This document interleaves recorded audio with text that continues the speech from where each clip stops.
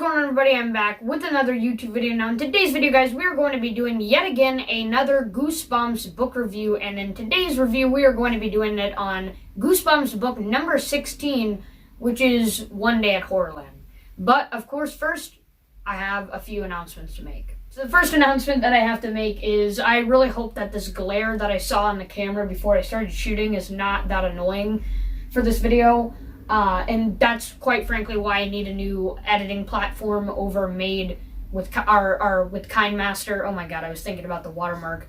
Well, I should have put my blinds down as well. But anyways, the point is, I do have a few announcements to make. And the number one announcement that I want to say regarding all of the future videos that are coming is that for my birthday, I'm going to be getting my PC. So this is going to change possibly a lot of stuff in my channel. It's going to leave me with lots of opportunities for new videos to make on that PC. Editing videos is going to be a whole lot better. I'm going to have new editing software that is going to be 10 times better than KineMaster. And if I choose to, it'll be a little bit costly probably, I can switch my games over to the PC. Now, that doesn't mean that I'm going to be completely giving up on the PS4 by any means necessary. I've been playing console my whole life, and I would hate to just give it all up because I absolutely love playing with the controller. I'm so used to it, and it suits me. So that's my first announcement, and it got cut out when I was doing the stream. I really apologize. I don't know if I'm going to be able to make a stream this weekend. The internet has been just super crappy lately. I'll have to try out DBD again today, but every time I try out a game, it always fails. So we'll have to see what happens there. For future videos, the Ghost Debunk will be coming out this weekend. I don't know if it'll be Friday, Saturday, or even Sunday, but it'll probably be Friday or Saturday, if anything. And some future planned videos are going to be the stream compilation, because we've had lots of streams since the last stream compilation. There's lots of funny moments that we can get in there and stuff like that. So those are all the announcements that I have to make for the beginning of the video. At the end of the video, I'll give you other announcements that you can go check out at the ending of the video. So let's get on to the book review. So, of course, One Day at Horrorland comes with two different copies. The 2008 reprint copy, which actually looks pretty good for what it is. It kind of reminds me of the Goosebumps Horrorland video game. So there's that one. This is the one that I read out of when I read this one. I think it was actually last year or the year before, at the ending of last year. And then here is the original print copy, which will be the one that we're holding up. And I remember a lot about One Day at Horrorland. Luckily, these are one of the books that I really remember a lot out of this book, because I think it's because I quite enjoyed it. It kept me wanting to read it throughout the entire book. I never got bored of it. I haven't really been able to read a lot lately because I've been trying to catch up with schoolwork and stuff like that. This is one of the ones that I distinctly remember because I wasn't very busy at the time, and I was able to get this book done relatively quickly. So the One Day at Horrorland book, what do I have to say about this? First of all, the first thing that I want to get out of the way, the One Day at a Horrorland book, I think, is a lot better than the TV episode. And then this is not to say that the TV episode is bad, because the TV episode is certainly good as well. Love the characters, love the plot that they had going on with the characters and stuff like that. It was really, really good. Unlike other books where they have that brother-sister relationship and they're kind of fighting, these two siblings didn't really fight a lot, and I think it's because they weren't far in terms of age. They were just having fun, but then they started discovering that things are starting to get a little bit creepier, and they both are aware of what's happening, so they're not going to be fighting over each other.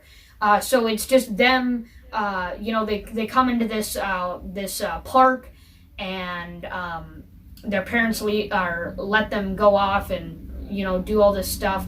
And I believe, oh yes, in the book, I forgot to mention, they did not do this in the TV episode. They added the brother's friend into this book. Cannot remember. Oh yes, it's Clay. So it's Clay, who is the friend of the younger brother. Cannot remember the name of the younger brother. I'm sure it would say here on the back. But the family is the Morrises. Let's see if we can find it here. Yeah, okay, it's Luke and then whatever the sister's name is. Well, it's narrated by the sister, so probably... oh, yes, Lizzie, Luke, and Clay. So in this book, they actually introduce a new character. So this book came first before the TV episode. Honestly, I think that after watching the TV episode and then reading the book, I don't feel that the friend actually gave anything better to the book. I don't think he really gave anything, extra, other than just more complaining, I guess you can say. But he didn't really add anything to the plot to make a huge difference between the TV episode and the book. So not much of a difference there. But it was something different from the book and the episode. In the book, there is certainly a lot more rides that you get to see, and a lot more intense, suspenseful rides rather than the episode. Obviously, the episode's limited to a certain amount of time, so they didn't really get to show everything in those 2 parts even. But the book had more rides, so more to the story to make it more fun and stuff like that. Character added a little extra. The new character, Clay, added a little extra, but not much. But like I said earlier, the thing that I like about this book that is not annoying like other books is where they have that brother and the sister relationship where they just don't agree with anything. They don't believe in each other.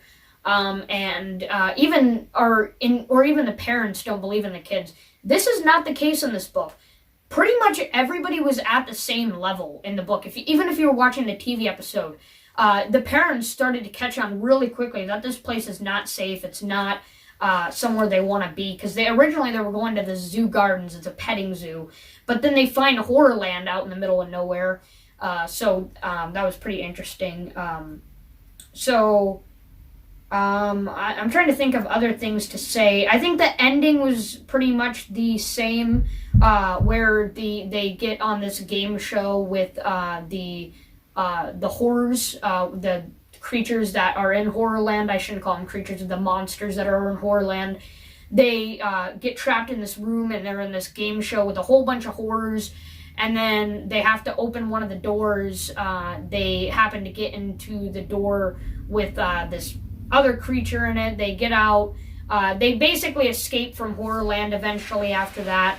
And then as they're driving, they notice that their car is being controlled by one of the horrors, and they get drove off of a cliff. And that's where it ends before they get drove off the cliff, obviously. In the TV episode, you see that. And I believe the same thing happens in the book, if I'm not mistaken. I'm pretty sure it was the same ending. I think that's all I really have to say for any differences between the book and what I really liked about the book. It was very... It took what I usually don't like, gave that same set of family members, but made it better, the way that I would prefer it. Everybody's kind of at the same level so that the conflict is not just between the brother and the sister all the time. It's actually between them and starting to slowly notice that this place isn't safe, that, something's eerie, something's weird about this place. So that's what I really liked about Horrorland, especially the book. I think the book had more to offer than the TV episode, which is always a bonus when you're reading Goosebumps books. I think you always want the book to have more to offer than the episode, and this one did just that. So, out of 10, I'm going to give Horrorland, this is one of my more favorite Goosebumps books. I don't think it is perfect, not 10 out of 10. I'm going to give it a 9 out of 10, though. I think that's exactly where it should go. Very solid book, and that is all there is to say about One Day at Horrorland. So yeah, I know I was a little bit flustered when I was doing that. I don't want to say flustered, but I think I kind of forgot what I was going to say throughout a lot of that book review. So hopefully that was an okay book review for you there. But that's all there is to say about the book review. Other than that, make sure that you join the Discord. Go ahead and join the Discord so we can make the community bigger. We got more conversations going through, because right now it's still small. There's not a lot of action going on. We're trying to, keep it as live as we possibly can. here and there. So yeah, join the Discord. Make sure you read the description for more information. And I think that's all that I really have to say. I made all the other announcements in the beginning of the video. So like and subscribe, guys. And I'll see you next time.